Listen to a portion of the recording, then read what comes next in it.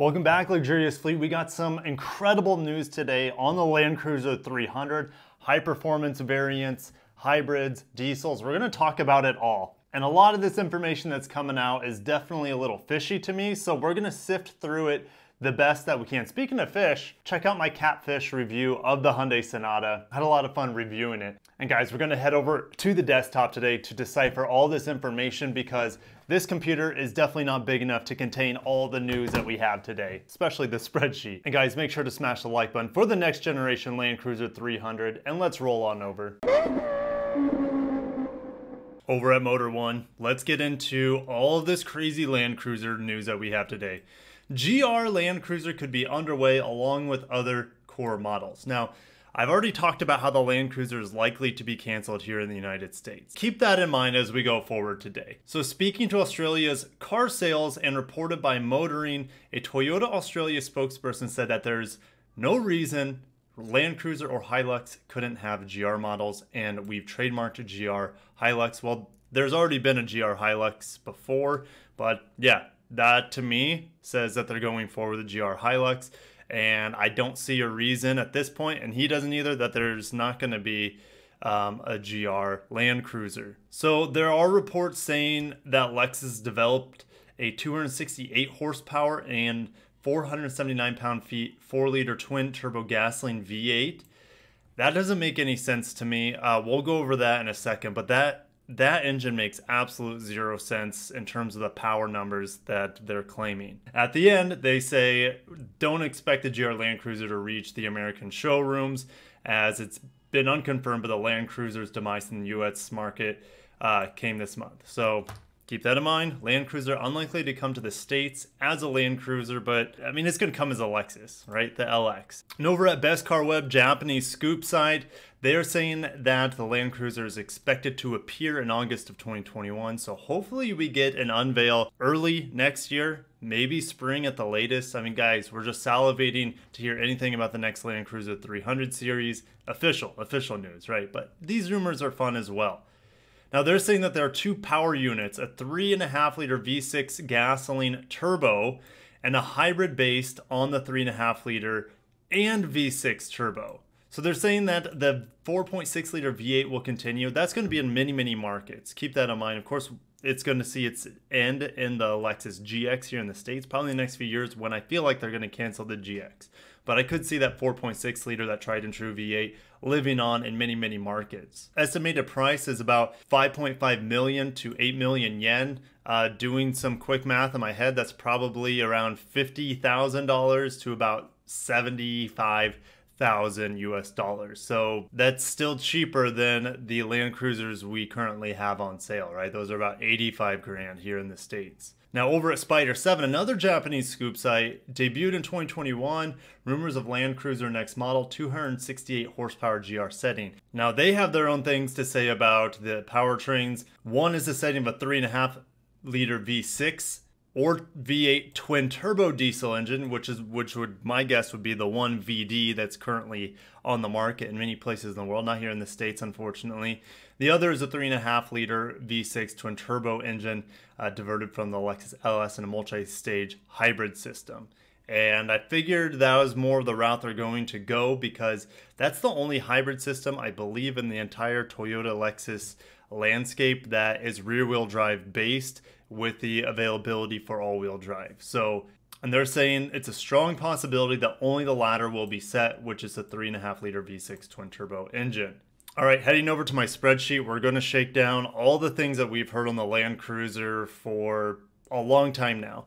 Now, the last time I updated you on Landcruiser rumors, they're working on a new TNGA diesel. None of those publications today even mentioned a 3.3 liter twin turbo V6, or it could be a single turbo, which would have about 250 horsepower and 262 pound-feet of torque. Now keep that in mind. Why would there be a 3.3 liter twin turbo diesel V6 with 250 horsepower and 460 pound-feet of torque when going back to the Motor One article, 268 horsepower and about 480 pound-feet of torque from a gasoline V8?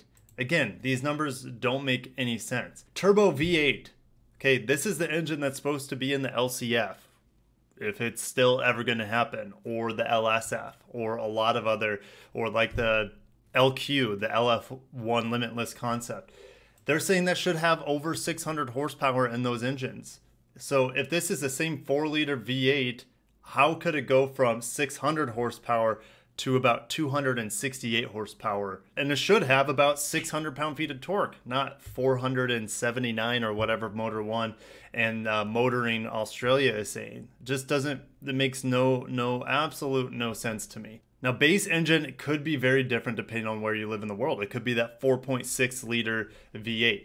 It could be, but I'm not going to talk about that. I'm going to talk about some new powertrains that would be hitting for the Land Cruiser.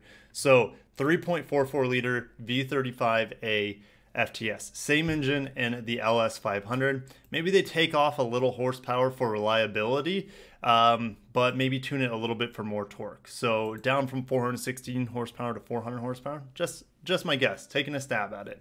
And it would have a real 10-speed automatic that we see like in the LS500. Hybrid system number 1. I'm always changing these. I'm always running through these through my head, but this makes the most sense based off of the information we got today. So that they're saying that there's going to be a hybrid version of a 3.5 liter V6 and also a hybrid version of the twin turbo V6, which is this one that we just talked about.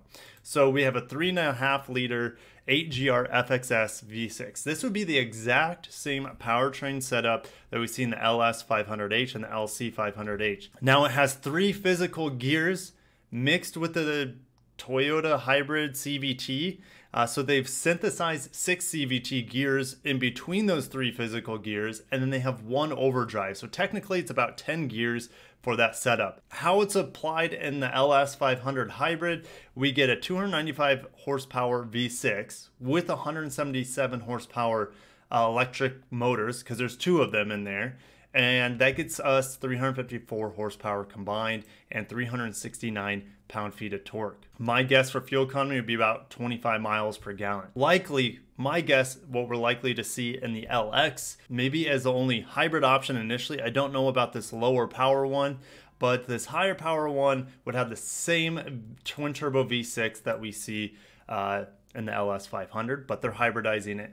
They put the multi-stage hybrid in there, a larger electric motor in there potentially, and that could get us a lot of horsepower here, almost 500 horsepower and well over 400 or 500 pound-feet of torque. They could also do a plug-in hybrid. Now I'm getting to that next level stuff. No one talks about the plug-in hybrids in these publications, but this would more than likely be available for the Lexus LX.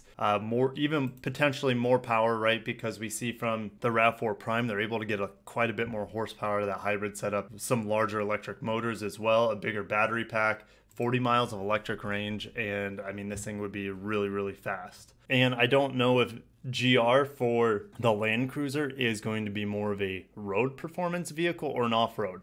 I'm going to say it's going to be more of an off-road performance vehicle with larger tires, beefed up suspension. We got that J201 concept from Lexus for the Rebelle Rally, and I could see a lot of those sort of modifications making its way into a GR. But what powertrain would the GR Land Cruiser have? You know, reports are saying it's a 4-liter twin-turbo V8. That doesn't make any sense based off the power numbers. What if they do have the V8 twin-turbo? Well, they could detune the heck out of it for a little bit more reliability, maybe 450 horsepower instead of the 600 that it's capable of. It would be an absolute joke if it only had 268 horsepower, where the Lexus LX would be getting 400 plus horsepower. Even the twin turbo V6 is going to be producing a lot more horsepower than that twin turbo V8. At least the ones that they're claiming with 268 horsepower or whatever. So I could talk about this all day. It is a little bit of speculation, speculation, but we all enjoy it. We all have a good time talking about it in the comments, but let's go ahead and finish this up over in front of the main camera. Guys, I cannot wait to see you in the comments on what engine setups are most likely to come for the Land Cruiser. I really think hybrids is gonna be a massive, massive role to play. It would be nice, really nice to see twin turbo diesel or even a single turbo next generation diesel TNGA that's maybe really clean burning, a new type of technology maybe we haven't seen yet. And that twin turbo V8 would be amazing. However, I think Toyota wouldn't put it in a GR. They would, if anything, if they even make it, it would be put and the Lexus LX. So, guys, if you made it this far in the video, make sure to smash the like button. Subscribe if you're not. I'd love to get to 100,000 subscribers before the end of the year. That clock's ticking, and I need a little help here. So, guys, I'll see you in the comments on what you think is going to happen. And as always, take care of yourselves, and peace out.